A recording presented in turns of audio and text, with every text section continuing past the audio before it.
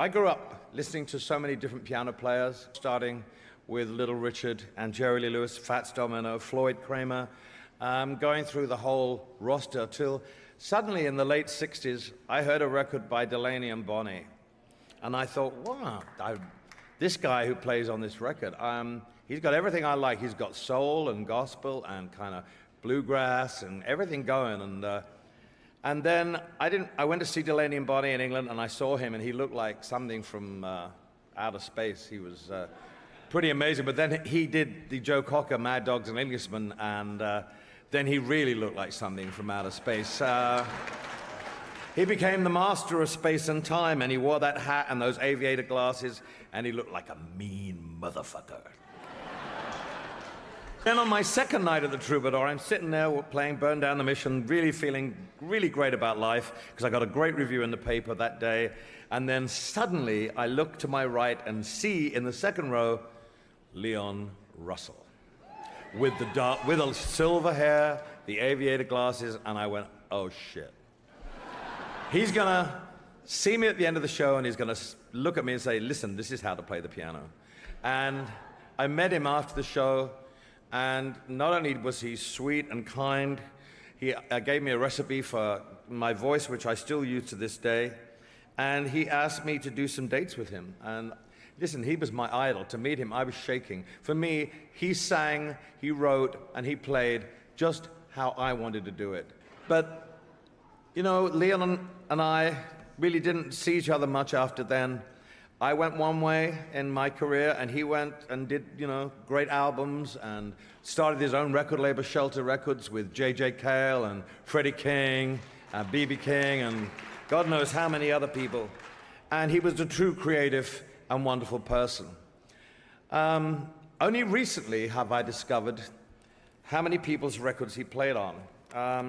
And I know Darlene Love read a hell of a lot of things out earlier, but Leon played on Bing Crosby, Johnny Mathis, Doris Day, Dean Martin, Herb Alpert, Frank Sinatra, Strangers in the Night. Da, da, da, da, da. Remember that? The Ventures, the Everly Brothers, Del Shannon, Dwayne Eddy, Bobby V, Bobby Darin, Jan and Dean, Let There Be Drums, Sandy Nelson. That was Leon. Not on drums. The Fleetwoods, Come Softly to Me. That was Leon. Connie Francis, the Crystals, the Ronettes, every Phil Spector record. Gary Lewis and the Playboys, who he produced. Harper's Bazaar, Feeling Groovy, Bob Lind, Elusive Butterfly. The Byrds, Mr. Tambourine Man. Delaney and Bonnie, the Beach Boys, every Beach Boys record, including Pet Sounds. J.J. Cale, Harry Nilsson, Bob Dylan, Joe Cocker, Freddie King, and B.B. King, just to name some of them that he played on.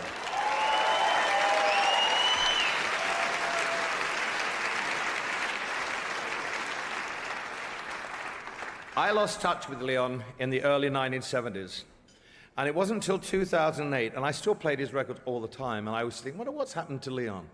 But I never did anything about it, which is, I'm very remiss about. And in 2008, I did a show called Spectacle, which I produced with my partner, and Elvis Costello asked me to name 3 singer-songwriters that I thought had been neglected and forgotten about. And I named David Ackles, who was on Elektra Records, and what a pleasure it is to be in the same room as Jack Holtzman, who I've never met but admire so much. David Ackles, Laura Nyro, and Leon Russell. And Leon, bless his heart, was the only one who was still alive. And my partner David had never heard of any of this because he's 15 years younger than me. So he went out and bought all their CDs and put them on his iPod.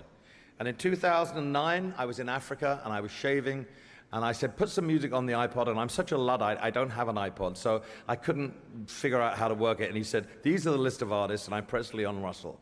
And I started to shave, and I started to sob. And that music took me back to one of the greatest times of my life. As you get older, and I'm nearing my mid-60s, you have to take time to reminisce and think of all the great times you have. I'm not one for looking back too much, but looking forward.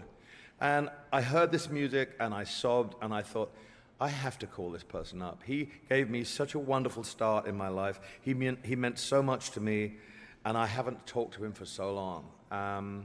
So I called him, and I found a number. I got a number for him. I called him, and I said, what have you been doing? He said, oh, I've been playing. I've been driving around in my bus, playing shows and stuff like that. And I said, oh, great. And we shot the breeze for about 5 or 6 minutes, put the phone down. I thought, no, that's not why I called him. So I got hold of T-Bone Burnett and said, listen, you've never heard from me before, but I've got a story to tell you. I just talked to Leon Russell. I have to make a record with this man. Would you do it? And he said, absolutely. I'm a huge Leon Russell fan. So I phoned Leon back and I said, listen, you don't hear me for 38 years and then you get 2 phone calls in 40 minutes. Would you like to do an album? And he said, sure. So to cut a long story short, last year in January, Leon and I embarked upon what was one of the greatest years of my life, both musically and personally, because I got to know the man that I never knew. I got to spend time with him in the studio. He was frail when he came in the studio. He had a 5.5-hour brain operation, but he still came to the studio every day and played his part and sang his part until he got stronger.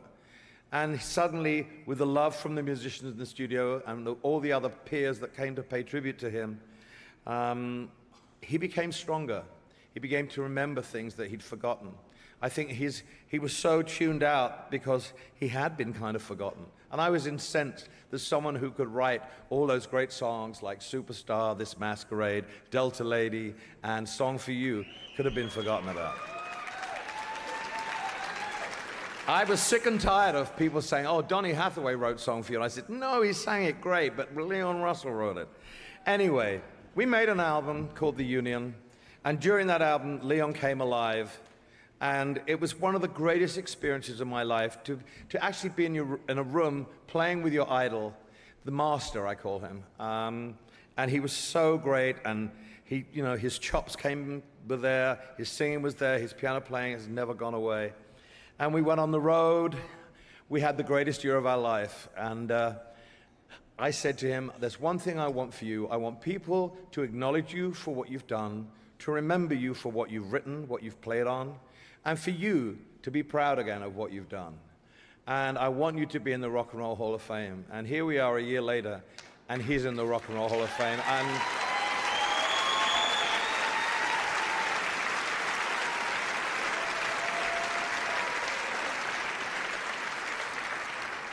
he's very laid back and very unassuming. At the end of the year, I phoned him up and said, Leon, it's been a great year. He said, yeah, I got a new bus. He said, you got a baby, I got a bus. And he has given me, during the last year, the most incredible musical experiences. And I've got to know and love someone who I treasured as a musician, treasured as an artist, who could eat me for breakfast when it comes to playing the piano, as could Mac Rebennack. But that's okay, because you aspire to greatness. And if you don't have anybody to measure greatness with, then you're never going to aspire to it, okay?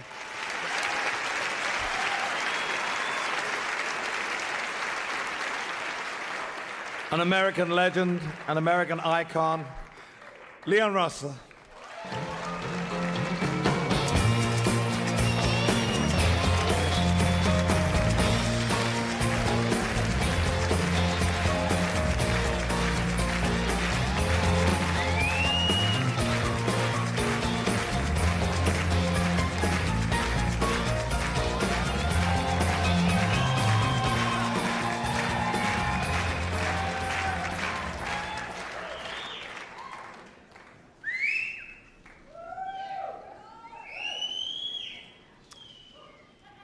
It's great to be inducted into the Rock and Roll Hall of Fame.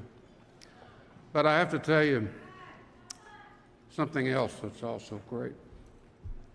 About a year ago, Elton came and found me in a ditch by the side of the highway of life. He took me up to the high stages with big audiences and treated me like a king. And the only thing I can say is, bless your heart. Also, I want to say thank you very much. I appreciate it. And hallelujah.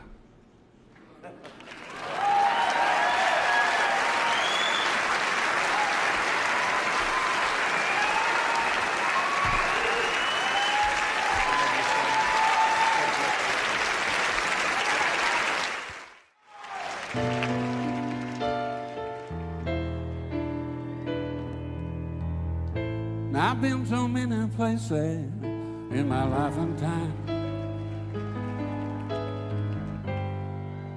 I sung a lot of songs, I made some bad rhymes. I acted out my life on stage with 10,000 people watching. But we're alone. Now I'm singing this song for you. I know your image of me, what I hope to be. I treated you unkindly, can't you see? Know if I'm more important to me, darling, can't you please see through me? When we're alone, and I'm singing this song for you. You taught me precious secrets, the truth withholding nothing. You came out in front, I was hiding. But now I'm so much better. If these words don't come together, listen to the melody, my love, is in there hiding.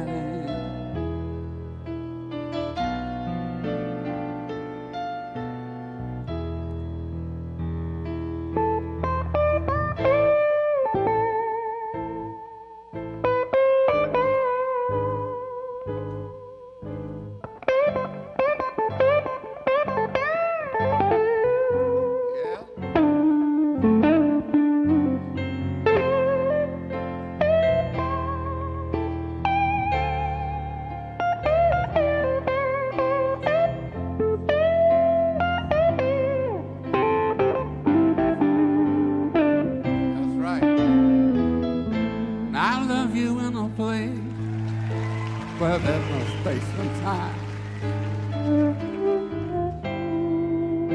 I love you for my life, darling, you're a friend of mine. When my life is over, remember when we were together, we were alone, and I was singing this song for you. We were alone, and I was singing this song for you. We were alone, and I was singing this song.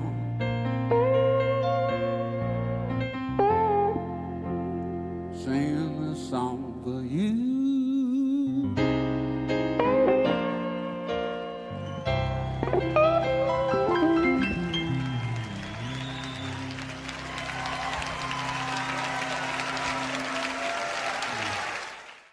Gen Z here? Oh, they're so close. Okay.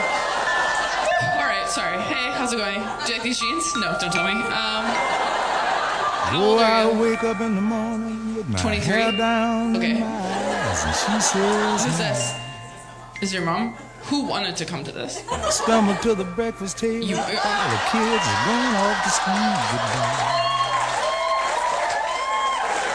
And she reaches out Were you and familiar takes with me at my all? hand, From TikTok. squeezes Yeah. it, and says, Am I like the thing moms bring their daughters to now?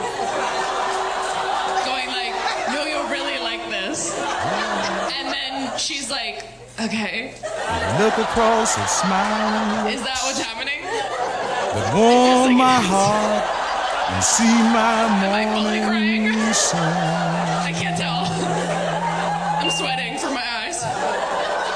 If that's not loving me, then all I gotta say, oh, God didn't make little green apples, it don't rain in Indianapolis in the summertime. And there's no such thing as Dr. Seuss, Disneyland, Mother Goose is no nursery rhyme. God didn't make little green apples and it don't rain in Indianapolis in the summertime. And when myself is feeling low, I think about her face aglow to ease my mind.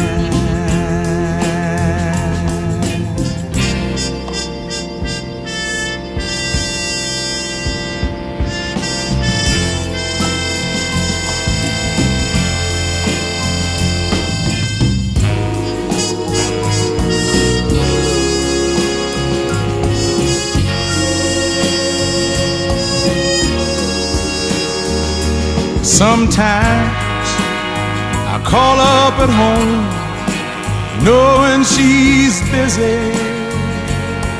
She's busy. And ask if she could get away and meet me and grab a bite to eat. And she drops what she's doing and hurries down to meet me. I'm always late,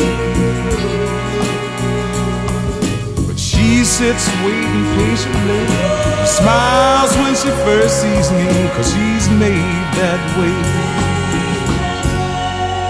If that's not loving me, all I gotta say, God didn't make little green apples, it don't snow in Minneapolis when the winter comes. And there's no such thing as make-believe, puppy dogs, and autumn leaves, and BB guns. God didn't make little green apples, and it don't rain in Indianapolis in the summertime.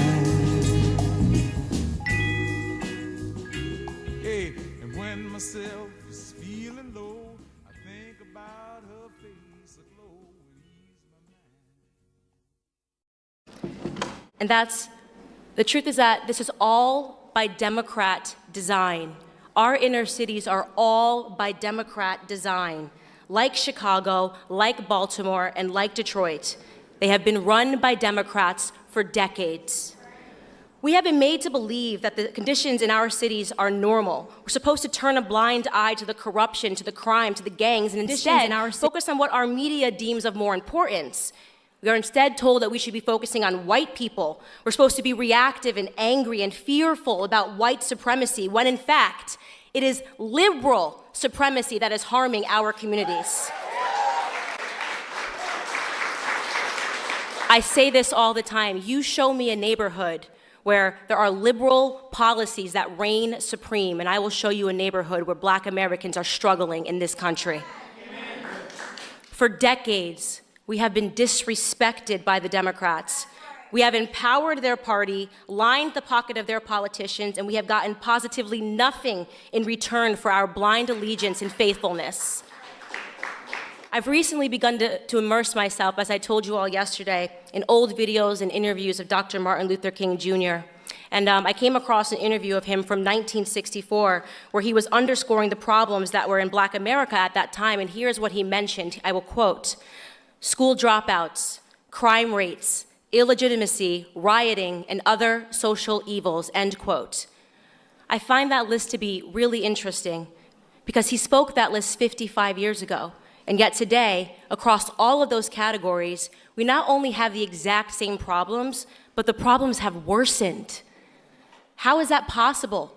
How is that possible in a society that has experienced so much social progress that we are seeing a decline in the Black community? The statistics of illegitimacy, crime rates, and illiteracy have worsened since the time of segregation and Jim Crow. In that same interview, Dr. King said something that I thought was timeless. He said, "It is both socially and morally suicidal to continue a pattern of deploring effects while failing to come to grip with its causes." This is reminiscent of Albert Einstein's famed quote: "Insanity is doing the same thing over and over again and expecting different results."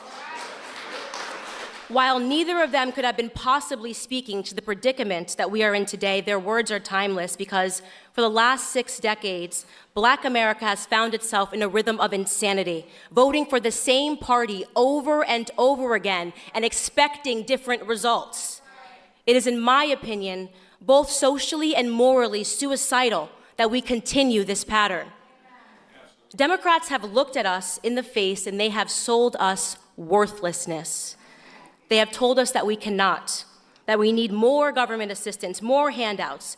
We handed them power, and in return, they further diminished our sense of pride, the most important thing that we had, our sense of pride. We allowed their government to victimize us through the expansion of welfare policies. We allowed them, most importantly, to remove the fathers from our homes, removing the backbone of our families. They knew, the Democrats knew that without stable households, our children would pursue that paternity elsewhere. They knew that our children would run to the streets. They knew that our youth would grow up and begin to mirror themselves after rappers and basketball players rather than men of high intellect and values and more attainable goals.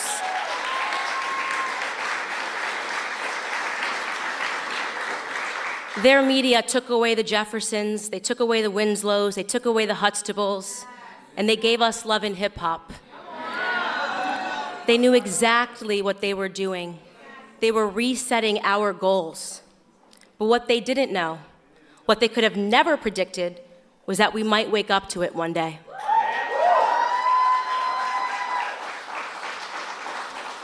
In 2015, when a man with crazy hair and a beautiful wife came down the escalator at Trump Tower, we were at the beginning of a shift, and I'll tell you honestly, I wasn't sure about him. I wasn't sure when he first came down the escalator. I said, isn't that the guy that says, you're fired? Is he really running for president? But then an incredible moment happened. In August of 2016 in Michigan, everything changed for me when that same man did something that I believe will forever be recorded in Black history as a turning point for our community. That Republican candidate got on stage, he boldly looked Black America straight in the face, and he asked us, what do you have to lose? The courage of that moment, the courage for a man to challenge us to look around at our communities and to just acknowledge it, to be real, to be honest with ourselves, to acknowledge the filth of our communities and our inner cities, to acknowledge the state of our broken culture, our broken school system. He forced us to stop accepting excuses. Every single person that is standing in this room stands here because at some point, we had the courage to set our pride aside and to realize that for the first time in decades, we had somebody who was telling us the truth. And he just kept on telling it all around the country, dropping bars. Honestly, Trump might be my favorite rapper right now. My favorite moment of his campaign was he said, only Rosie O'Donnell, only Rosie O'Donnell. Only our 45th president, Donald J. Trump, and I'm going to tell you what I love about him. I get that question all the time, Candace. What do you love about Donald Trump? What I love about Donald Trump most is his audacity. The audacity that it took to stand up and look Black America in the eye. The audacity that it takes to call out these crooked Black Democrat politicians that have received billions in aid from our government and effectively stolen it from the struggling cities that they represent. The audacity to call out Elijah Cummings, the audacity to call out Maxine Waters, who lives, by the way, in a $6 million home outside of her own district.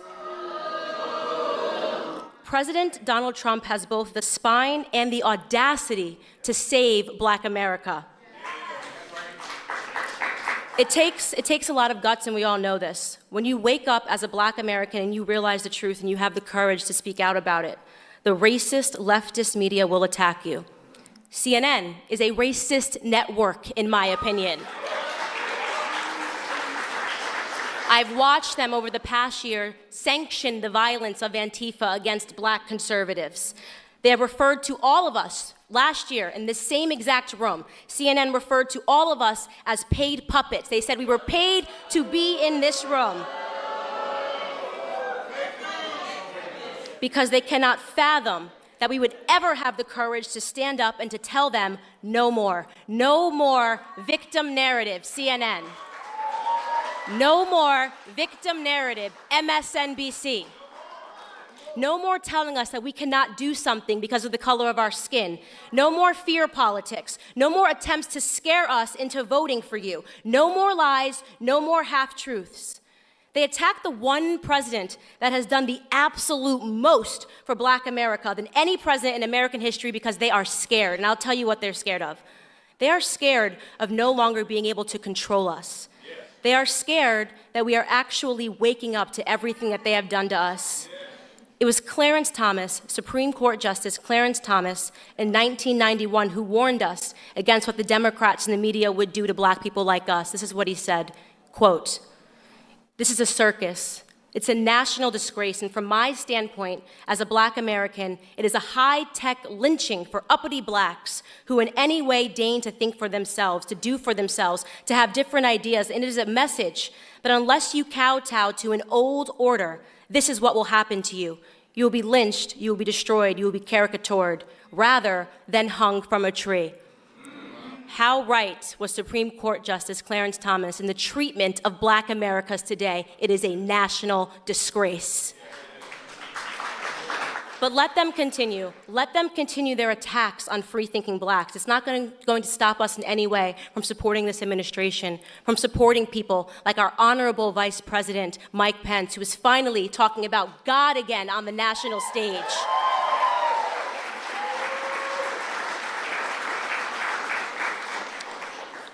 President Trump views us as Americans.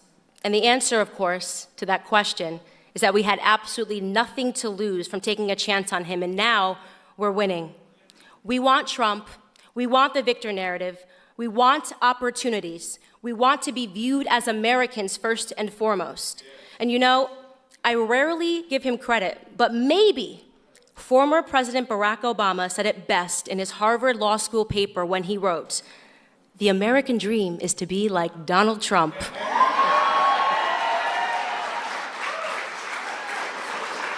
We want the American dream. Thank you guys so much for being here, and get ready to see the man himself.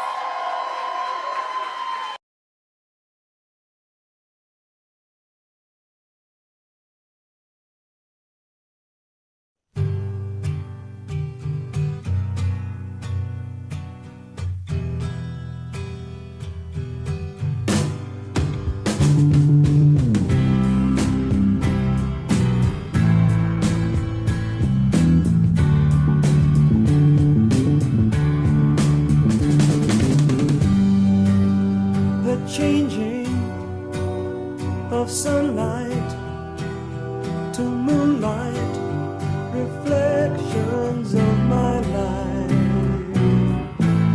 Oh, how they fill my eyes. The greetings of people in trouble.